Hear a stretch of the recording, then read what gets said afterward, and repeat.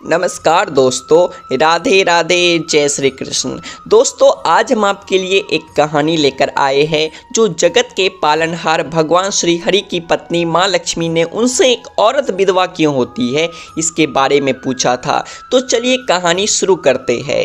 अगर आप भी आध्यात्मिक जानकारी पाना चाहते हैं तो इस चैनल को अभी सब्सक्राइब कर लें। एक बार माता लक्ष्मी भगवान विष्णु से मिलने के लिए जाती है और कहने लगती है, हे प्रभु, जब मैं आपसे मिलने के लिए आ रही थी तो मेरी नज़र मृत्यु लोक पर पड़ी। वहाँ मैंने देखा कि 3 स्त्रियाँ जो आपस में सहेली थी, उनमें से 2 स्त्रियाँ विधवा होकर के दुखी जीवन जी रही थी, जबकि एक स्त्री सुहागन होकर के अपने पति के साथ सुखी जीवन जी रही थी। प्रभु, ये बात मेरी समझ में नहीं आई, इसलिए मेरे मन में 3 प्रश्न उठने लगे। मैं आपसे ये चाहती हूँ कि आप मेरे तीनों प्रश्नों के उत्तर दे करके मुझे संतुष्ट करने की कृपा करें। मित्रों, इस प्रकार माता लक्ष्मी की बात को सुनकर भगवान विष्णु कहते हैं, लक्ष्मी, तुम मुझे अपने तीनों प्रश्न बताओ। मैं तुम्हें तुम्हारे प्रश्नों के उत्तर दे करके पूरी तरह संतुष्ट करने का प्रयास करूंगा। तब माता लक्ष्मी कहती है, प्रभु, मेरा पहला प्रश्न है, कौन सी स्त्री समय से पहले विधवा हो जाती है। मेरा दूसरा प्रश्न है, कौन सी स्त्री को जीवन में कभी सुख नहीं मिलता। और मेरा तीसरा प्रश्न है, कौन सी चीज़ें ऐसी है जो एक पत्नी अपने पति को भी मांगने पर नहीं देती।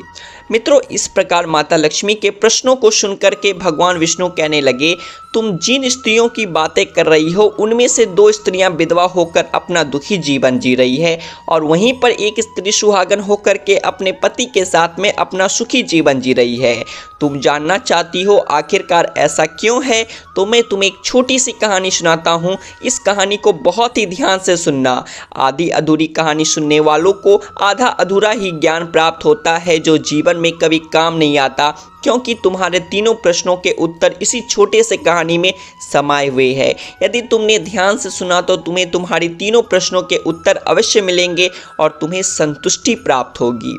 मित्रों, माता लक्ष्मी कहती है, प्रभु, मैं आपकी बात से सहमत हूँ। आप कहानी शुरू करो, मैं कहानी को पूरे मन से सुनूंगी और जब तक आप कहानी बोलेंगे तब तक मेरा मन किसी दूसरे स्थान पर नहीं जाएगा।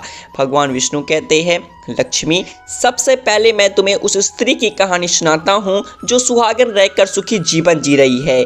जिस सुहागन स्त्री की तुम बात कर रही हो वह स्त्री एक राजा के नौकर की पत्नी है और जिस नौकर की वह पत्नी है उस नौकर को अपनी पत्नी पर पूर्ण विश्वास है और भरोसा है कि वह पतिव्रता है, जिसकी महिमा वह अपने साथियों में बार बार करता है।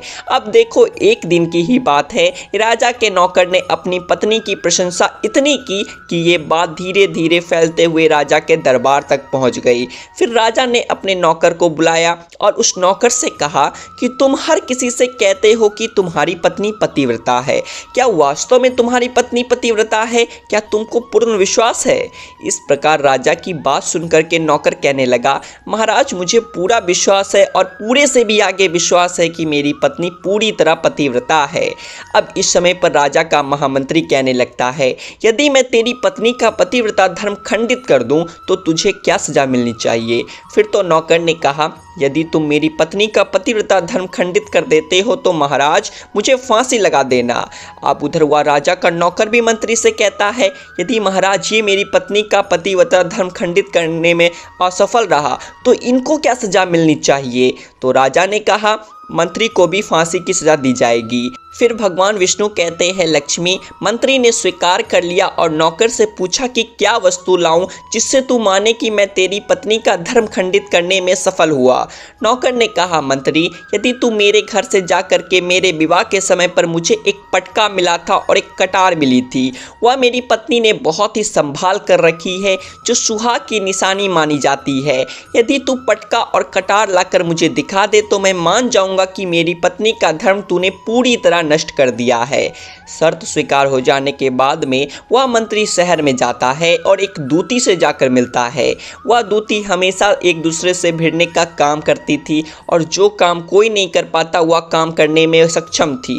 फिर इस प्रकार उस मंत्री ने उस दूती को अपने स्वार्थ के लिए बुलाया और दूती से कहा कि देखो, इस नाम का एक व्यक्ति है, इस व्यक्ति से मेरी ऐसी शर्त लगी है। और फिर उसने उसे शर्त के बारे में उसको सारा कुछ बता दिया। फिर वह दूती से कहने लगा, तू कैसे भी करके उस स्त्री से मेरा संपर्क करवा दे, तुझे जितना धन चाहिए मैं उतना धन दूंगा। इस प्रकार मंत्री की बात सुनकर वह दूती कहने लगी, भाई तू उस औरत के बारे में बात मत कर, वह औरत पूरी तरह से पतिव्रता है, तेरी ओर देखेगी भी नहीं, तेरी शक्ल भी नहीं देखेगी, और उनके परिवार के व्यक्ति खूंखार है, तेरी खाल उतार लेंगे। तो मंत्री कहने लगा, ठीक है, यदि तू मेरा उनसे संपर्क नहीं करवा सकती तो तू एक काम कर दे, उसके घर जा करके पटका और कटार चुरा कर ला दे, और उसकी पत्नी के गुप्तांग के पास में यदि कोई चिन्ह हो तो वह भी मुझे देख करके बता दे, फिर मैं तुझे मुंह मांगा इनाम दूंगा। ये बात दूती के समझ में आ गई और उसने कहा, ठीक है, मैं तुम्हारा काम अवश्य करूंगी। नौकर शहर में रहता था। दूती नौकर के घर जाती है, उसकी पत्नी से जाकर बोलती है, बेटी मैं तेरी पति की बुआ हूँ, मैं कई वर्षों के बाद आई हूँ। फिर उस स्त्री ने कहा, मैंने आपको पहले कभी देखा नहीं, इसलिए पहचान नहीं पाई। और इस प्रकार उस दूती को उस नौकर की पतिव्रता स्त्री ने बहुत बड़ा सम्मान दिया, मगर उसे क्या मालूम था कि ये उसके साथ में छल करने आई है। भगवान विष्णु कहते हैं, लक्ष्मी इस प्रकार वह दूती उस पतिव्रता स्त्री के साथ में 2 दिन तक रुकी। जिस समय वह स्त्री स्नान करने लगी तो दूती उठ करके उस पतिव्रता स्त्री के कमर रगड़ने लगी। उस पतिव्रता स्त्री ने बहुत मना किया, फिर भी वह नहीं मानी और कहने लगी, तू मुझे तो बेटी से भी प्यारी लगती है, मना मत करो, काफ़ी दिनों के बाद मेरी तुम्हारी मुलाकात पहली बार हुई है। अब ऐसा कह करके वह दूती मुख पर हाथ फिराने लगी। फिर आंखों को धोने के बहाने से उस दूती ने उस पतिव्रता स्त्री की आंखों पर पानी मार दिया और उस स्त्री की आंखें बंद हो गई। इस प्रकार गुप्तांग के पास में जांघ पर एक तिल था जो दूती ने देख लिया, बस उसका काम बन गया। उधर स्नान करने के बाद में जब वह पतिव्रता स्त्री रसोई में खाना बनाने गई तो दूती को मौका मिल गया और उसने पटका और कटार उस नौकर के घर से चुरा ली और वहां से एकदम से भाग गई। और जाकर के दूती ने वह पटका और कटार मंत्री को दे दिया और उस पतिव्रता स्त्री के जांघ पर तिल की निशान की बात भी बता दी। मंत्री सीधा राजा के दरबार में पहुंचा और राजा से जाकर कहा, महाराज मैंने नौकर की पत्नी के साथ में 2 दिन बिताए हैं और ये पटका तथा कटार उसी के हाथों से लेकर आया हूँ। फिर तो राजा ने दरबार लगाया और नौकर को बुलाया तथा महामंत्री से सभा में पटका और कटार नौकर को दिखाने के लिए कहा। फिर राजा की आज्ञा पा करके मंत्री ने उस नौकर को पटका और कटार दिखाई और उसकी पत्नी के जांघ पर तिल के बारे में भी बताया। तो नौकर मान गया कि वास्तव में आज मेरी पत्नी ने अपना पतिव्रता धर्म पूरी तरह से भंग करवा लिया। भगवान विष्णु कहते हैं, लक्ष्मी फिर तो राजा ने फांसी का दिन 15 दिन के बाद में रख दिया और कहा कि नौकर को 15 दिन के बाद में फांसी पर चढ़ाया जाएगा। और इस प्रकार से नौकर से उसकी अंतिम इच्छा पूछी तो नौकर ने कहा कि मैं अपनी पत्नी से अंतिम बार मिलना चाहता हूँ।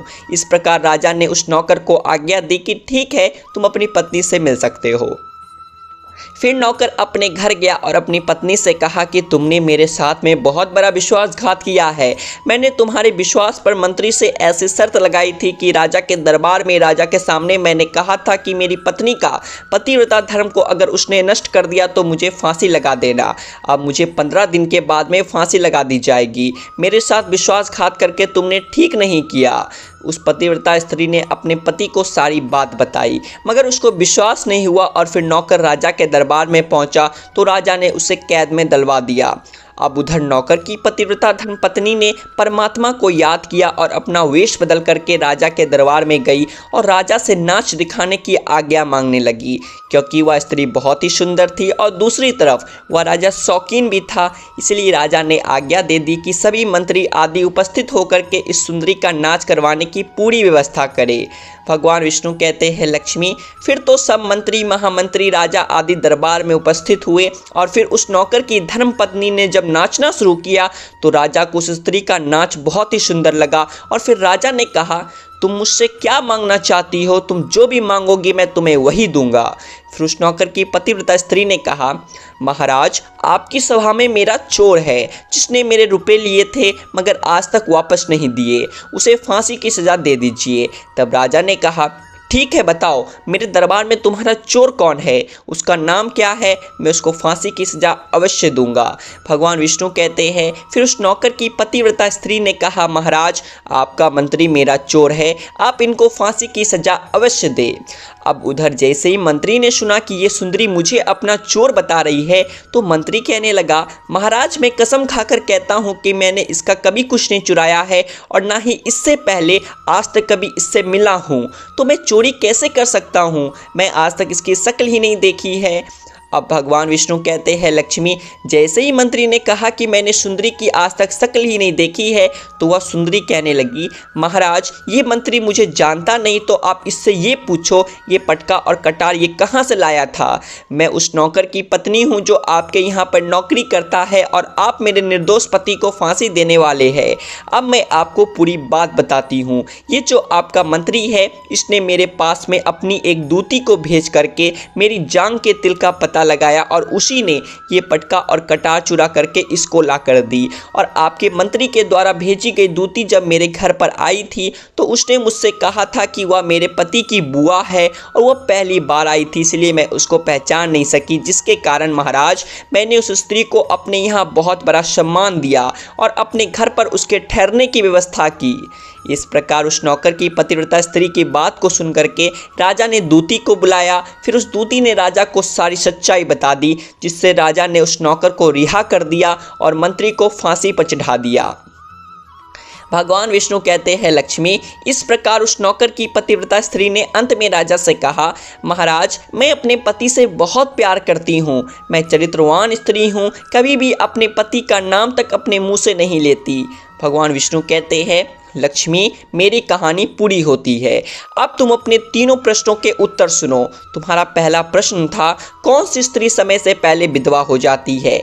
तो जो स्त्रियां अपने पति का नाम लेती है वह समय से पहले विधवा हो जाती है, क्योंकि पति का नाम लेने से पति की उम्र कम हो जाती है और समय से पहले ही उनके पति की मृत्यु हो जाती है। ऐसी स्त्रियां जो पति का नाम लेती है समय से पहले ही विधवा होकर के दुखी जीवन जीती है। बस यही राज की बात है कि तुम जिन 3 सहेलियों की बातें कर रही थी, उनमें से 2 विधवा थी और एक ये नौकर की पत्नी थी जो पतिव्रता स्त्री थी। ये पतिव्रता स्त्री कभी अपने पति का नाम अपने मुंह से नहीं लेती थी और उधर वह 2 स्त्रियां जो विधवा होकर के जीवन दुखी होकर जी रही है, वह हमेशा अपने पति का नाम लेकर ही उसे बुलाती थी, जिसकी वजह से उनके पति की उम्र कम हुई और फिर वह दोनों स्त्रियां समय से पहले ही विधवा हो गई और आज वह दुखी जीवन जी रही है। इसीलिए कभी भी स्त्रियों को अपने पति का नाम अपने मुंह से नहीं लेना चाहिए।